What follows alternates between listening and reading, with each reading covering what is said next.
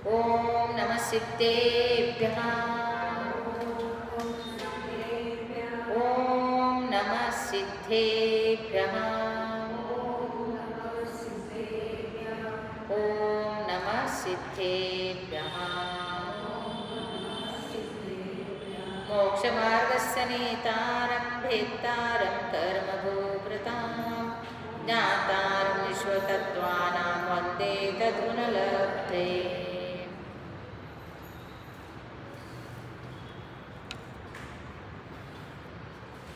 सूत्र नंबर है आज का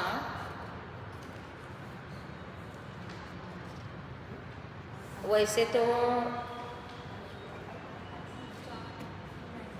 सम्य दर्शन ज्ञान चरित्र मोक्ष मार्ग हुआ है, तत्वार्थ सवतान सम्य दर्शन हुआ है, तन्निसर्गाद अधिगमाद्वा हुआ, फिर जीवा जीवाश्रव बंध सव निर्जरा मोक्षास तत्वम हुआ, नाम स्थापना द्रव्य भावस्तन्यास प्रमाण अधिगम, फिर उसके बाद निर्देश स्वामित्व साधन अधिकरण स्थिति विधानता। ये हुआ 7 सूत्र हो गए हैं और आज जो है 8वां सूत्र है। तो 8वां सूत्र में जैसा बोलूँगी वैसा आप बोलना। सत्संख्या क्षेत्र स्पर्शन कालांतर भावाल्प बहुत्वस्य। आप बोलो।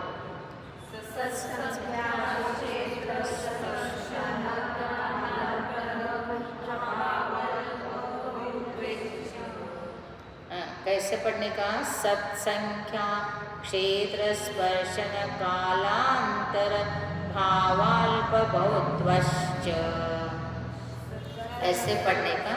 तो उससे सब चीजें समझ में आएगा। इसमें देखो, सत संख्या क्षेत्र स्पर्शन काल अंतर भाव अल्प बहुत्व, ये 8 चीज है इसमें। और उसमें कितना था? निर्देश स्वामित्व साधन अधिकरण स्थिति विधानता 6 थे। उसके पहला प्रमाण नहीं, 2 थे। उसके पहला नाम स्थापना द्रव्य भाव, और उसके पहला सूत्र था जीवा जीवाश्रव बंध सव निर्जरा मोक्षास तत्व, अर्थात जीवादि 7 तत्व को जानने के लिए प्रमाण नाम स्थापना आदि भी है, प्रमाण नहीं भी है, निर्देश स्वामित्व आदि भी है, फिर सत्संख्या भी है। तो इस प्रकार से इन्होंने बता रहे हैं कि इस वस्तु का ज्ञान करने के लिए या जीवादि तत्वों को जानने के लिए ये सब साधन है, उपाय है, इनके थ्रू जाना जाता है 7 तत्वादि को। तो इसलिए कहते हैं कि सत क्या है? सत का अर्थ है अस्तित्व। सत का अर्थ क्या है? अस्तित्व, शाश्वत। सम्यक दर्शन गुण जो है वो शाश्वत है, जीवादि तत्व है वो शाश्वत है, द्रव्य है शाश्वत है, पदार्थ है शाश्वत है, आत्मा का गुण है शाश्वत है। तो सत रूप से है वो शाश्वत के लिए बताया है। फिर सम्यक दर्शन गुण आत्मा का गुण है वो, अर्थात दर्शन ज्ञान चारित्र आदि गुणों से युक्त ही आत्मा है। इन गुणों को छोड़ के आत्मा है ही नहीं। तो इसलिए कहते हैं कि सत्य का अर्थ है अस्तित्व। फिर संख्या बताया। संख्या का अर्थ क्या है? संख्या मीन्स भेद। संख्या का अर्थ क्या है? भेद है। तो उसमें अभी देखो, जैसा निर्देश स्वामित्व साधन अधिकरण स्थिति विधानता बताया था कि नहीं? निर्देश बोले तो भी वस्तु का नाम ही बताया था, सम्यक दर्शन ही बताया था। तो यहाँ पर सत का अर्थ भी सम्यक दर्शन। तो यहाँ पर निर्देश में सत आता है, और संख्या बोले तो विधानता। विधान में से भेद, सम्यक दर्शन का भेद बताया था कल विधान में तो 2 प्रकार का सम्यक दर्शन, 3 प्रकार का सम्यक दर्शन, 10 प्रकार का सम्यक दर्शन बताया था। तो संख्या में इसमें भी वही आएगा। सम्यक दर्शन 3 प्रकार के, उपशम, क्षोपशम, क्षय, औपशमिक आदि सम्यक दर्शन। तो ये भी उसका भेद में ही आया। और क्षेत्र, क्षेत्र जो है जहाँ पर हम यहाँ पर उसका अधिकरण लेते हैं, अधिकरण, तो वहाँ पर क्षेत्र और स्पर्शन आ ही जाता है। तो कहाँ पर है, क्या है ये स्पर्श। और काल यहाँ आया, वहाँ पर स्थिति लिया था, तो स्थिति में क्या बताया था, कितना टाइम तक सम्यक दर्शन रहता है, कौन से सम्यक दर्शन का उत्कृष्ट और जगन स्थिति बताया था। फिर काल में भी वही है, समय ही आता है। फिर यहाँ काल का अलग से लिया।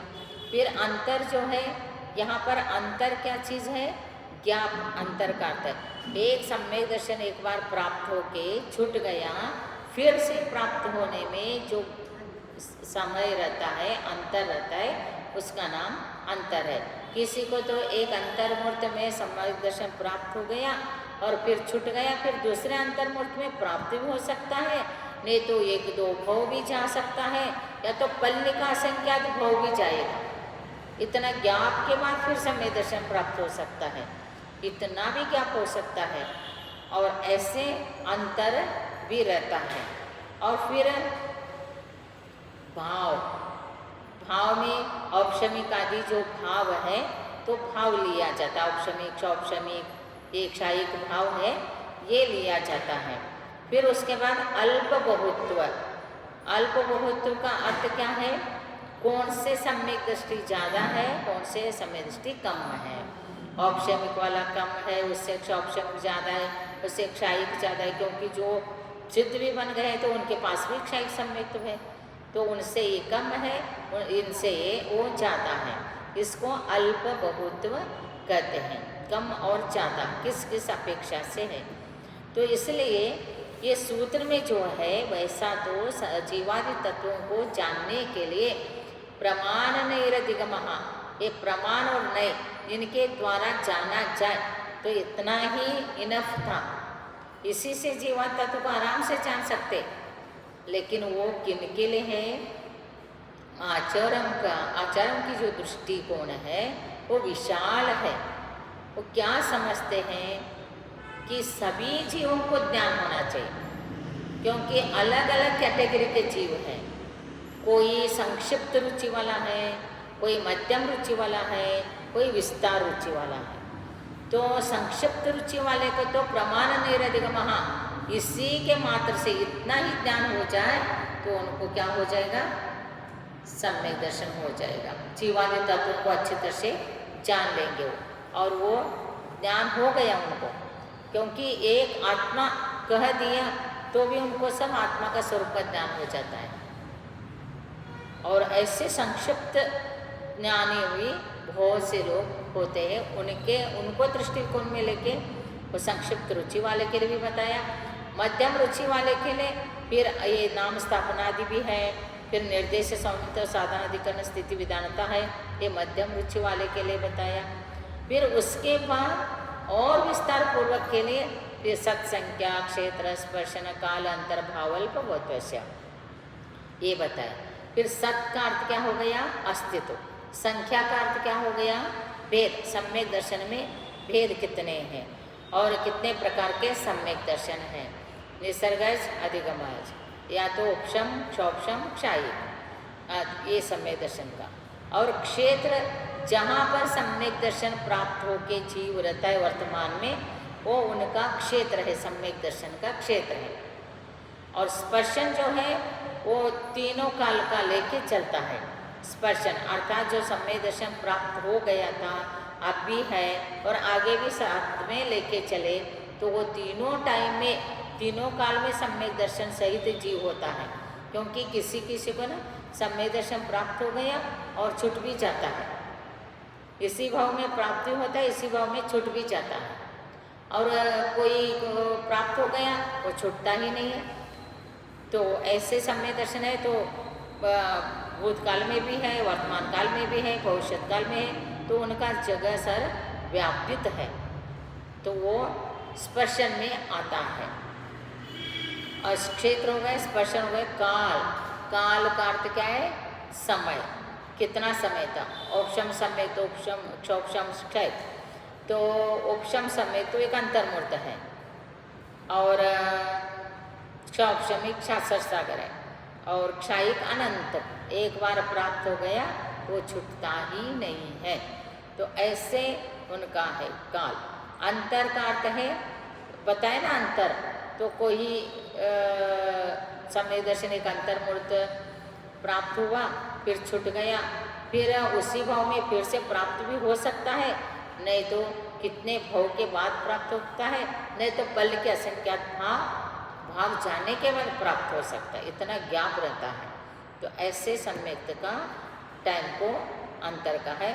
और भाव जो है ना, औपशमिक आदि भाव जीव का, औपशमिक, क्षायिक, क्षौपशमिक। जैसा जीव का उपशम हो, कर्मों का उपशम होगा, तो उपशम से जो भाव होता है उसको औपशमिक भाव कहते हैं।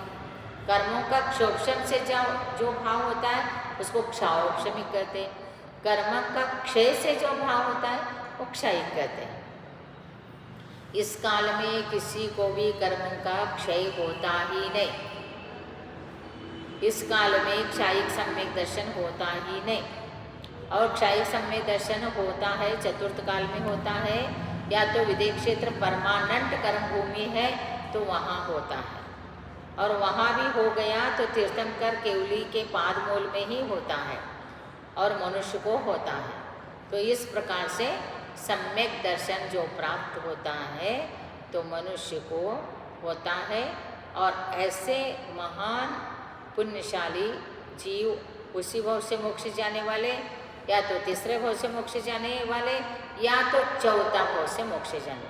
चौथा भाव इसलिए होता है क्षायिक संयुक्त के लिए कि इस भाव में क्षायिक संयुक्त प्राप्त हो गया और वो मोक्ष नहीं गए, समझ लो, वो भोग भूमि में गए, तो भोग भूमि से फिर स्वर्ग में जाएंगे, फिर स्वर्ग से फिर यहाँ आएंगे, तो 4 भोग हुआ कि नहीं ऐसे, और इसी भाव से हो गए तो हो ही जाएगा। तो ऐसे क्षायिक संयुक्त जिनका सिर्फ 1 2 बोले तो मीन्स क्या है, उसका तो तीसरा भाव ही बोला जाएगा।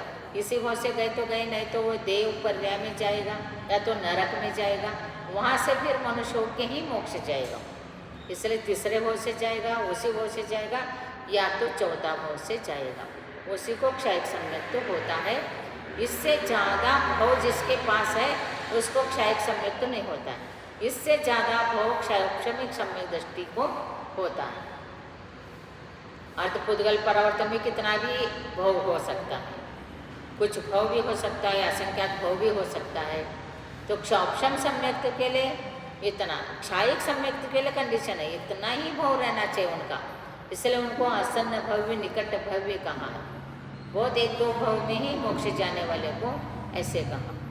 और अल्प बहुत्व, अल्प बहुत्व में एक क्षायिक सम्यक दृष्टि अधिक है, सिद्ध भगवान है, सब ऊपर का गुणस्थान जो क्षौपशमी कर्मों को नाश करके मोक्ष जाने वाले सारे क्षायिक सम्यक दृष्टि ही होते हैं। और फिर उसके बाद उससे कम है क्षौपशम वाला, उससे कम है उपशम वाला, ऐसे लेने का। इस प्रकार 8वां सूत्र में बताया। फिर अब 9वां सूत्र में बताते हैं, मति श्रुतावधि मनःपरे केवलानि ज्ञानम।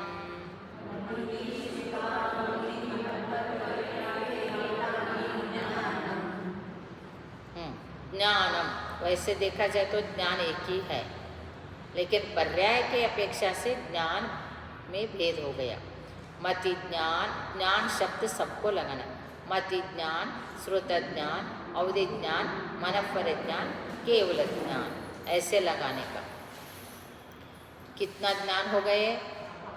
5। आप लोगों को कितना ज्ञान है? मति और श्रुत 2 ज्ञान है। होशियार है आप क्लोज वाले, सबको बात है। मति और श्रुत ज्ञान 2 ज्ञान है, और अवधि ज्ञान, मन पर ज्ञान, केवल ज्ञान। फिर किसको किसको कौन से ज्ञान होता है देखो।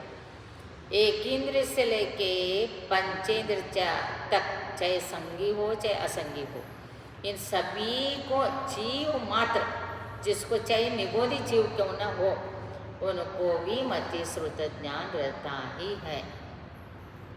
हमारे पास 5 इंद्रिय और एक मन है, और उनके पास सिर्फ एक शरीर ही है। वो पेड़ का क्या है? एक शरीर ही है। अग्नि का, वायु का, वनस्पति का, ये सब का एक शरीर मात्र ही है। लेकिन वो उसमें जीव है कि नहीं? जीव है तो 2 ज्ञान कंपलसरी है, एक ही ज्ञान नहीं होता है।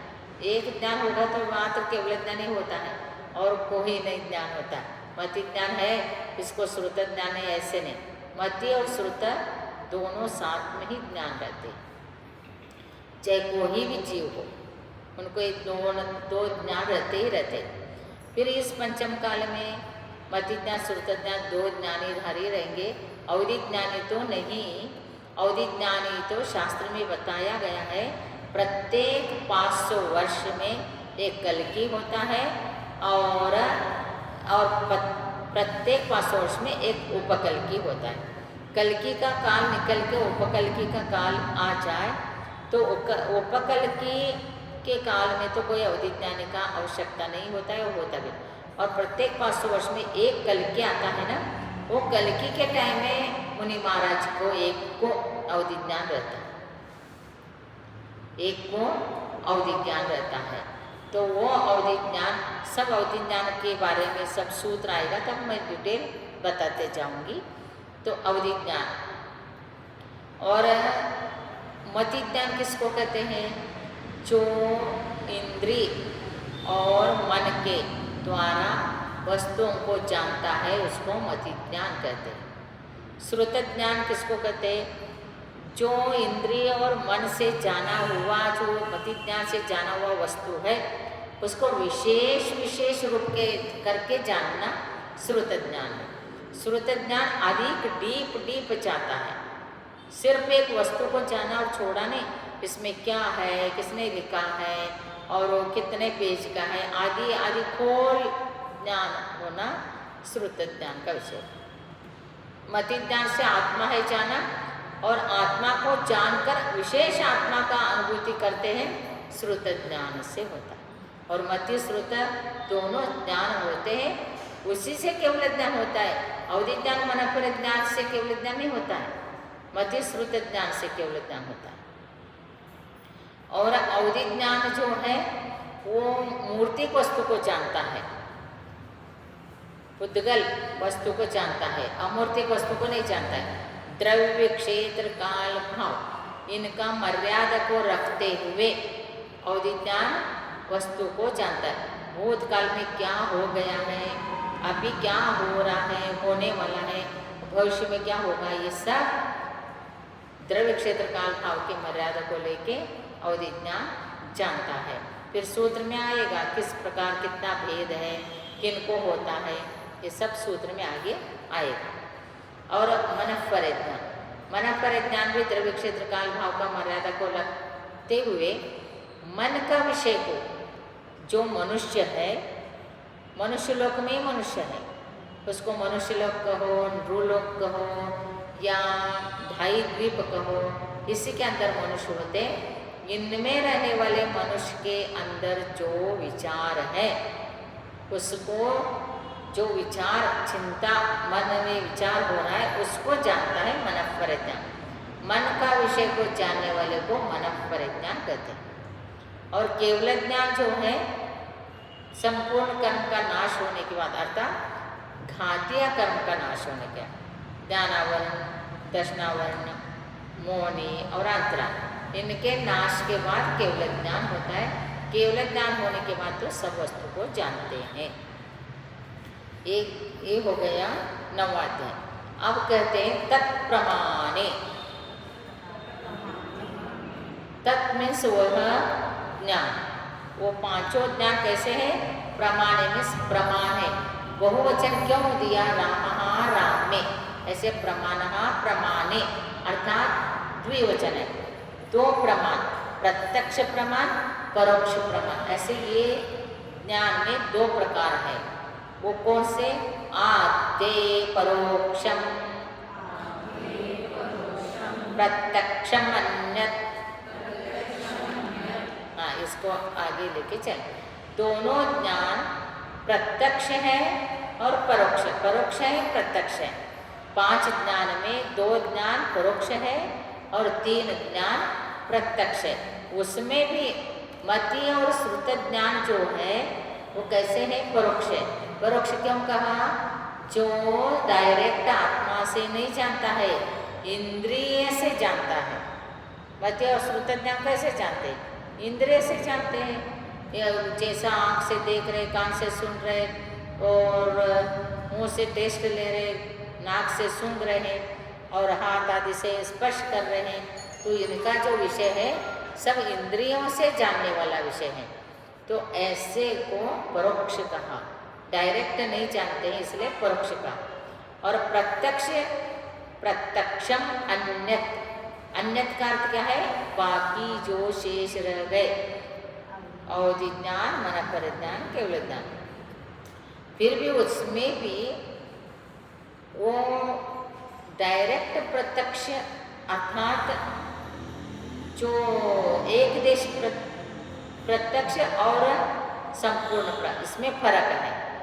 जैसा वो भी द्रव्य क्या है? द्रव्य क्षेत्र काल भाव का मर्यादा लेके मूर्तिक वस्तु को ही जानते हैं, अमूर्तिक वस्तु को नहीं जानते। और पूरा संपूर्ण लोक में जो भूत भविष्यत वर्तमान काल के जितने हैं उसको सबको नहीं जानते, इसलिए उनका भी मर्यादा आ गया। वो प्रत्यक्ष है, इसलिए प्रत्यक्ष है वो अवधि ज्ञान, मन परिज्ञान, कि वो मन और इंद्रिय से नहीं जानते, वो डायरेक्ट आत्मा के क्षोभम से जानते हैं। तो जिनके पास क्षोभम ज्ञान होगा, नाभि के ऊपर चिन्ह होता है, सत्या का चिन्ह होता है, कलश का चिन्ह होता है, वज्र का चिन्ह होता है और मछली का चिन्ह आदि चिन्ह जो होता है, उस पर्टिकुलर जैसा आँख आदि इंद्रिय है ना, वैसे नाभि के ऊपर जिनको भी ऐसे कोई चिन्ह होगा उनको अवधि ज्ञान होता है।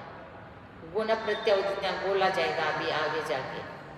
तो गुण से होता है उसमें, और सम्यक दृष्टि को होगा मध्य, और ये क्या मनुष्य और तिरंज को अवधि ज्ञान होगा तो भी मिथ्या दृष्टि को नहीं होगा। वो भले ही देव नारकी को मिथ्या दृष्टि को होता है, लेकिन यहाँ नहीं होता, यहाँ सम्यक दृष्टि को होगा। इसलिए कहा कि अवधि ज्ञान, मन परिज्ञान, केवल ज्ञान ये प्रत्यक्ष है। और मति ही स्मृति संज्ञा चिंता विनिबोध इत्यनर्थांतरम।